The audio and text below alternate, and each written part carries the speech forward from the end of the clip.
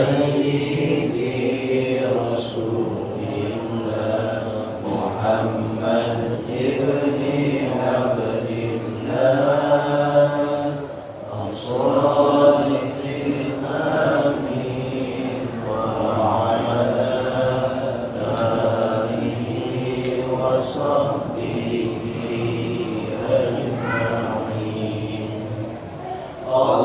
اللهم صل وسلم على سيدي وحبيبي وطبيبي قلبي وجسدي وروحي سيدي رسول الله محمد ابن عبد الله الصادق الأمين وعلى آله وصحبه أجمعين.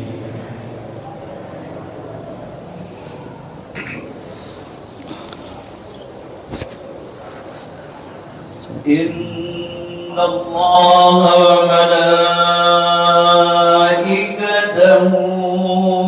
يصلون على النبي يا أيها الذين آمنوا صلوا عليه وسلموا تسليما. اللهم صل وسلم عليه وعلى آله وصحبه وسلم تسليما.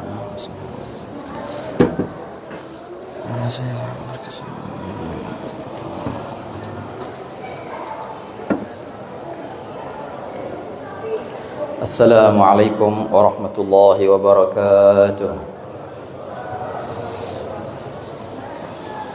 Allahu Akbar, Allahu Akbar, Allahu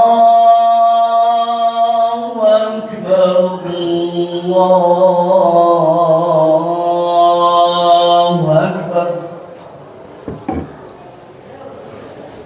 Asyhadu an la ilaha illallah.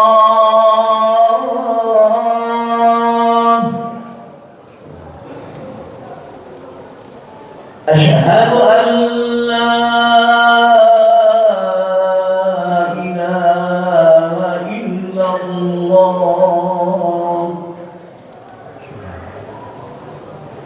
Asyhadu anna Muhammadar Rasulullah.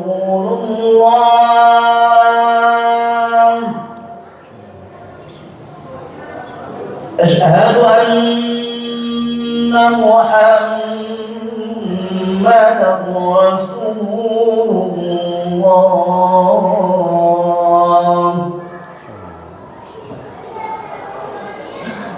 Hayya 'alas shalah.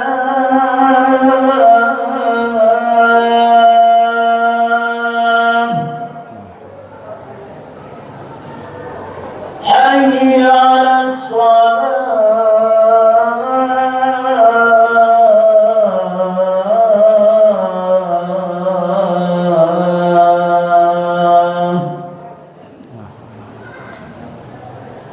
Hayya 'alal falah.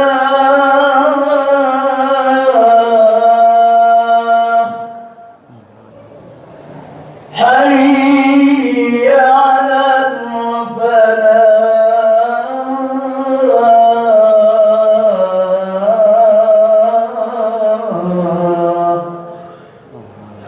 Allahu Akbar, Allahu Akbar. La ilaha illallah. La ilaha illallah.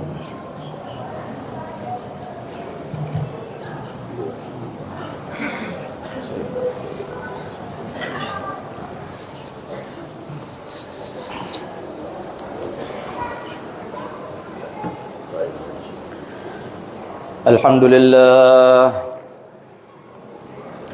الحمد لله دائم الإفضال عظيم النوال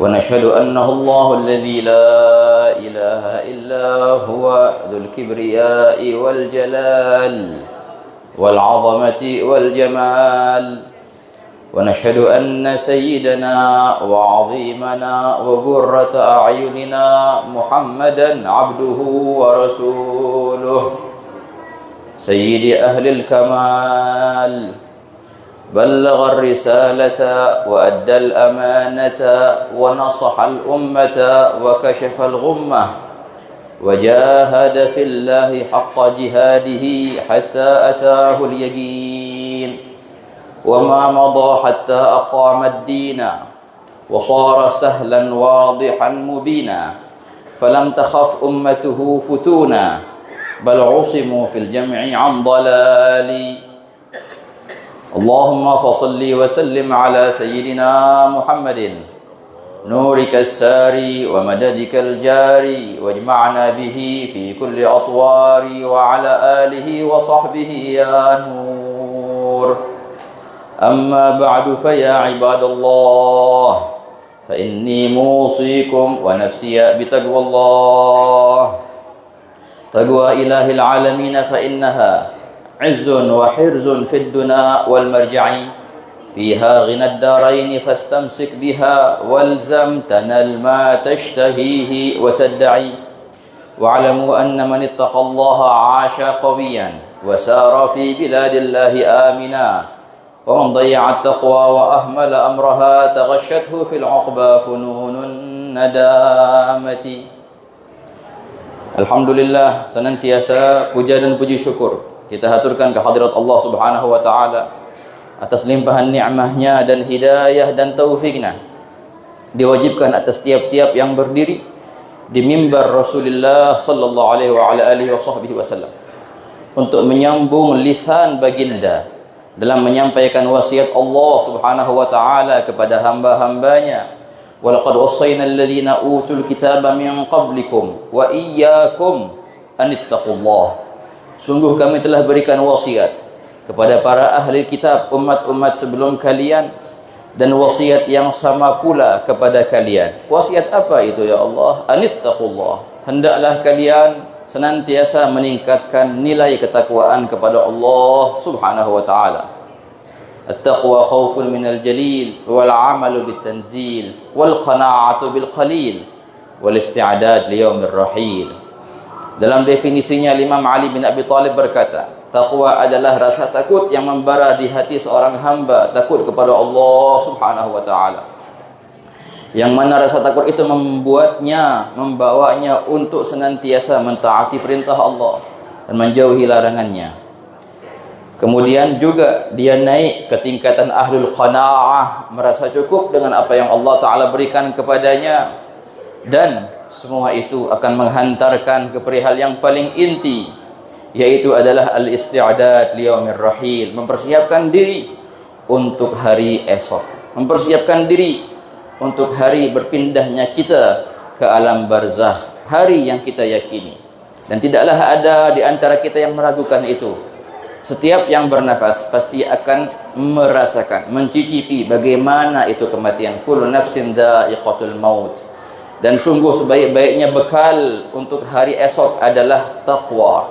Wa kana radhiyallahu anhu, beliau ketika berjalan bersama para teman-temannya Sayyidina Ali bin Abi Thalib melewati suatu perkuburan, kemudian beliau diam sejenak dan beliau berkata, ya ma'asyara ahlil qubur, inna ma'ana khabaran lakum. Wahai para penghuni kubur, sungguh kami datang ke sini membawa kabar untuk kalian.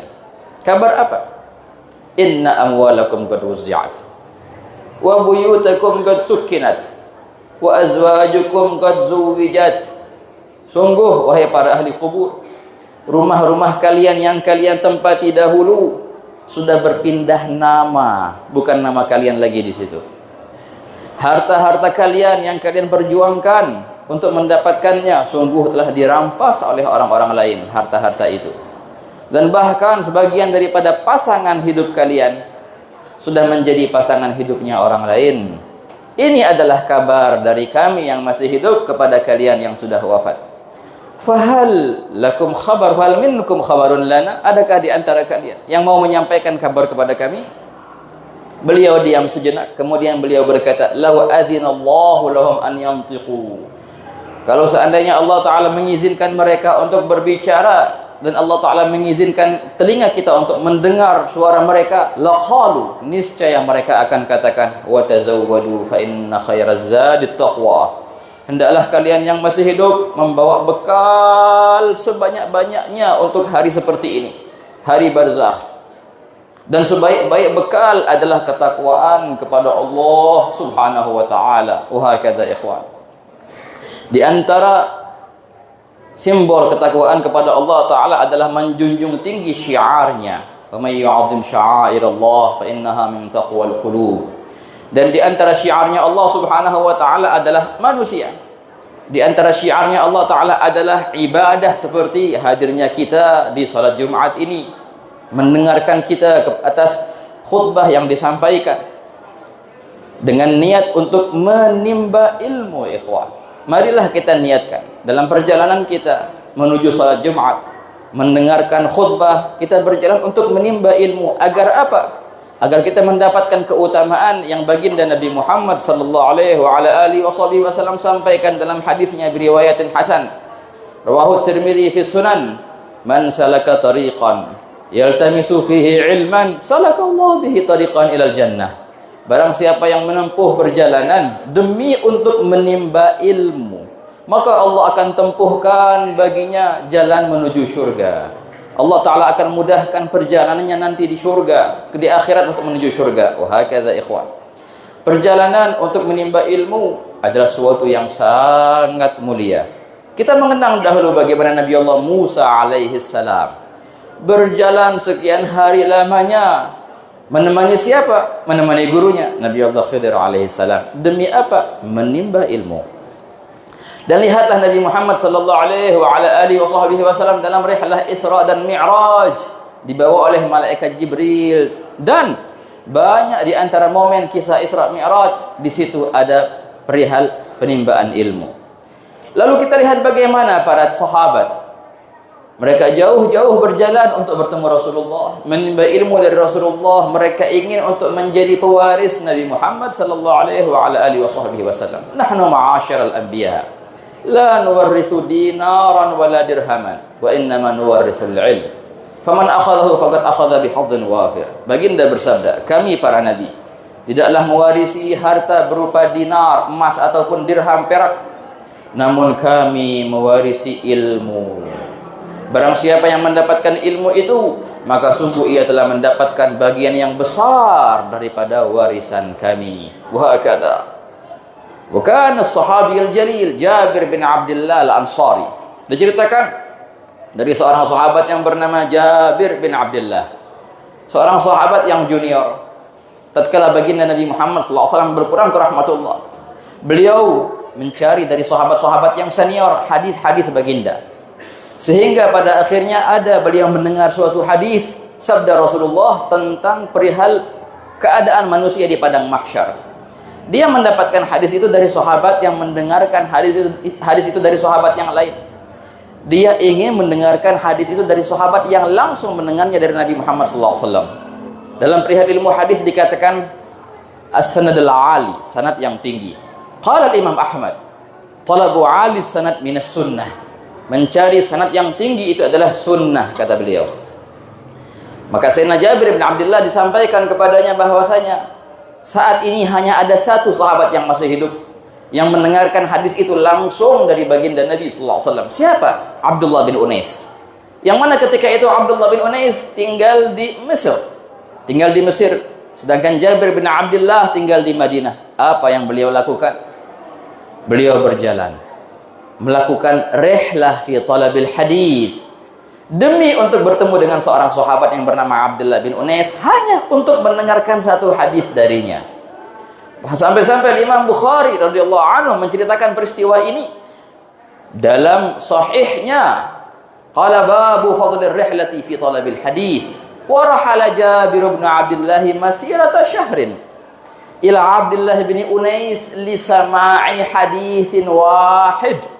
Imam Bukhari berkata dalam judul yang beliau buat, bab keutamaan berjalan untuk mencari hadis, dan sungguh telah berjalan. Siapa? Jabir bin Abdullah Al-Ansari. Masirata syahrin, perjalanan yang memakan waktu 1 bulan lamanya. Pergi 1 bulan dan pulang 1 bulan, menuju kepada seorang sahabat yang bernama Abdullah bin Unais, hanya untuk mendapatkan 1 hadis darinya. Tatkala Jabir bin Abdullah sampai ke Mesir, bertemulah ia dengan Abdullah bin Unais. Kemudian ia berkata, wahai sahabat Nabi yang mulia, sungguh aku datang ke sini tidak lain hanya untuk mendengarkan hadis tentang mahsyar darimu. Maka berkata Abdullah bin Unais, dan sungguh aku telah mendengar hadis itu langsung dari Nabi Muhammad sallallahu alaihi wasallam. Menyampaikanlah beliau tentang hadis itu. Setelahnya langsung Sayyidina Jabir bin Abdullah pulang ke Madinah. Tiada tujuannya hanya untuk mendengarkan hadis. Perjalanan ini yang bersejarah. Ulama-ulama kita sampai-sampai mengarang kitab, ikhwan, dalam perihal perjalanan Jabir. Ibn Nasiruddin Ad-Dimishqi mengarang kitab Juz'un fi Rihlati Jabir. Cerita perjalanan Jabir 1 bulan dari Madinah ke Mesir hanya untuk mencari 1 hadis sahaja. Inilah perihal sahabat dalam menimba ilmu. Kalau seandainya kita lihat juga perihal para tabi'in dalam mereka menimba ilmu. Qala Az-Zahabi, Imam Az-Zahabi menceritakan dalam Syiar Alam Nubala, dan perihal yang sama Imam Ibnu Katsir menceritakan dalam Al-Bidayah wan Nihayah perihal tentang 2 seorang tabi'in yang mulia, yang tenar, Al-Hasan Al-Basri, Al-Hasan bin Yasar Al-Basri, dan juga Sa'id bin Musayyib. Beliau berkata, wa kana yaqta'anil ayyama wal layaliya li sama'i haditsin wahid. Seringkali 2 tabi'in ini melaksanakan perjalanan nan lama, berhari-hari, bermalam-malam, hanya demi mendapatkan 1 hadis sahaja. Begitulah perihal para tabi'in. Dan lihatlah bagaimana perihal para tabi'in dari Imam Bukhari, rihlah dari kota ke kota hanya untuk mencari 1 hadis. Wah kata. Perihal yang sama dilakukan oleh Imam Malik bin Anas, kemudian Imam Syafi'i, sampai-sampai beliau mendapatkan sanad yang paling mulia. Famalikun an Nafi'in an sayyidih wa zida mali Syafi'i fa Ahmadih. Wah kata ikhwan. Maka marilah kita niatkan hadirnya kita di syiar yang mulia ini. Kita mendengarkan khutbah Jumat untuk menimba ilmu Rasulullah sallallahu alaihi wasallam, agar kita masuk dalam rantai mereka para pewaris Nabi sallallahu alaihi wasallam. Dan sungguh baginda telah memberikan wasiat kepada kita untuk kita memperhatikan mereka, orang-orang yang lagi menimba ilmu. An Abi Sa'id Al-Khudri radhiyallahu anhu qala Rasulullah sallallahu alaihi wasallam, sayatikum aqwamun yatlubuna hadzal ilm, فَإِذَا رَأَيْتُمُهُمْ فَقُولُوا لَهُمْ مَرْحَبًا بِوَصِيَّةِ رَسُولِ اللَّهِ وَأَخْنُوهُمْ قُلْتُ لِلْحَكَمْ مَا أَخْنُوهُمْ قَالَ عَلِّمُهُمْ. Ibn Majah meriwayatkan dari sahabat Abi Sa'id Al-Khudri berkata, aku mendengar Nabi Muhammad SAW bersabda, akan datang kepada kalian sekelompok manusia yang akan mencari ilmu ini dari kalian. Maka bila mana kalian melihat mereka, maka sampaikanlah salamku kepada mereka. Katakanlah kepada mereka, marhaban, selamat datang wahai para pewaris Rasulullah. Selamat datang wahai orang-orang yang kami diwasiatkan oleh Rasulullah untuk memperhatikan kalian. Itu adalah title, statusnya mereka para penimba ilmu. Wa agnuhum, dan sampaikanlah ilmu ini kepada mereka. Wa hakadha ikhwan. Alangkah mulianya seandainya kita masuk dalam golongan mereka para pewaris Nabi sallallahu alaihi wasallam. Ikhwani, ilmu yang kita dapatkan tidaklah lain tujuannya apa? 1 tujuannya ikhwan, mendekatkan kita kepada Allah Subhanahu wa taala. Memperlihatkan kita kekurangan diri kita. Ilmu yang engkau ambil, ilmu yang engkau dapatkan, gunakanlah untuk menimbang wazan dirimu. Timbanglah dirimu. Perbaikanlah yang salah daripada dirimu, dan jangan engkau gunakan ilmu itu untuk menimbang orang lain, mensalahkan atau membenarkan orang lain. Tidak ikhwan. Tujuan ilmu adalah mendekatkanmu kepada Allah, memperbaiki dirimu, memperlihatkan kekuranganmu sehingga engkau bisa memperbaikinya, dan bukan untuk menghakimi orang lain, karena Allah Subhanahu wa taala lah yang mempunyai tugas itu. Allah menugaskan para malaikatnya untuk mencatat amal-amal mereka. Allah Ta'ala tidak menugaskanmu untuk mencatat amal orang lain. Namun Allah Ta'ala menugaskanmu untuk memperhatikan ibadahmu sendiri, memperhatikan kekuranganmu sendiri. Wah, kata ikhwan, di antara seorang yang terang benderang hatinya adalah senantiasa dia melihat kekurangannya dan dia tidak melihat kekurangan orang lain. Namun di antara tanda orang yang celaka adalah senantiasa ia melihat kekurangan orang lain yang walaupun itu kecil tapi kelihatan, dan dia lupa dengan kekurangannya yang sangat dan amat besar. Wah, kata ikhwan, la ilaha illallah. Jadikanlah ilmu ini ilmu yang mendekatkanmu kepada Allah, bukan yang membuatmu jauh dari Allah, bukanlah yang membuatmu terlena dari Allah Subhanahu wa taala. Semoga Allah Taala jadikan apa yang kita dengar dari Jumat ini ilmu yang manfaat bagi kita, dan semoga Allah Taala jadikan kita masuk dalam rombongan para pewaris Nabi sallallahu alaihi wasallam fi khair wa afiyah bi rahmatika ya arhamar rahimin. Allah Taala yaqul وبقوله يهتدي المهتدون جل في علاه. أعوذ بالله من الشيطان الرجيم. بسم الله الرحمن الرحيم.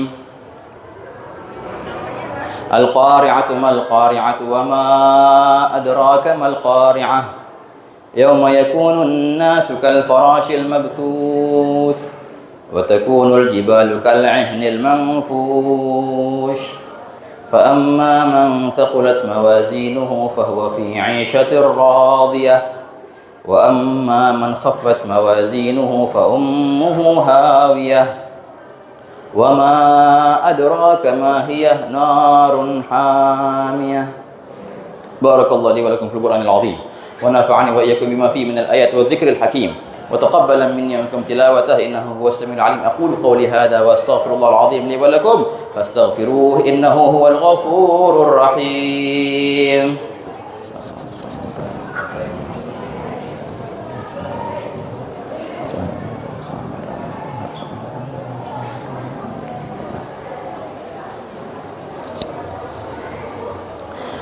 الحمد لله الرحيم الرحمن ذي الفضل والجود والإحسان ونشهد أنه الله الذي لا إله إلا هو الحنان المنان ونشهد أن سيدنا وعظيمنا محمدا عبده ورسوله سيد الأكوان الحاضر مع من صلى عليه في كل زمان ومكان.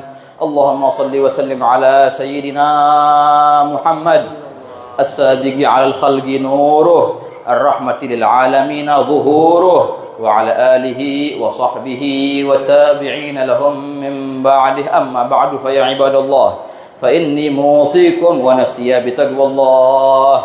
عليك بتقوى الله في السر والعلن وقلبك نظفه من الرجس والدرن وخالف هوى النفس التي ليس قصدها سوى الجمع للدار التي حشوها المحن. واعلموا أن الله تعالى أمركم بأمر بدأ فيه بنفسه وثنى بملائكته المسبحة بقدسه وأيه بالمؤمنين من عباده تعظيما وقال مخبرا وآمرا لهم تكريما إن الله وملائكته يصلون على النبي يا أيها الذين آمنوا صلوا عليه وسلموا تسليما. اللهم صل وسلم على سيدنا محمد قمر الوجود في هذا اليوم وفي كل يوم وفي اليوم الموعود سرا وجهرا في الدنيا وأخرى وعلى آله وصحبه وسلم.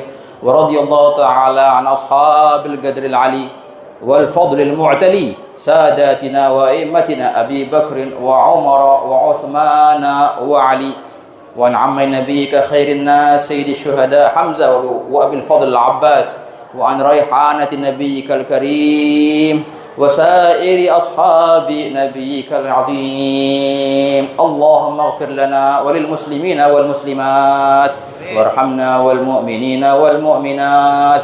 اللهم أصلحنا وأصلح من في صلاحه صلاح الإسلام والمسلمين. اللهم ولا تهلكنا وأهلك من في هلاكه صلاح الإسلام والمسلمين. اللهم علمنا ما ينفعنا وارزقنا العمل بما علمنا وعلمنا ما جهلنا. اللهم إنا نعوذ بك من علم لا ينفع وقلب لا يخشع وعمل لا يرفع وعين لا تدمع ونفس لا تشبع ودعوة لا يستجاب لها برحمتك يا أكرم الأكرمين. ربنا آتنا في الدنيا حسنة وفي الآخرة حسنة وقنا عذاب النار. ربنا تقبل منا إنك أنت السميع العليم وتب علينا إنك أنت التواب الرحيم برحمتك يا أرحم الراحمين. عباد الله، إن الله أمركم بثلاث وينهاكم عن ثلاث. إن الله يأمركم بالعدل والإحسان وإيتاء ذي القربى وينهى عن الفحشاء والمنكر والبغي يعظكم لعلكم تذكرون. فاذكروا الله العظيم يذكركم واشكروه على نعمه يزدكم واسألوه من فضله يعطيكم ولذكر الله أكبر. أقيموا الصلاة.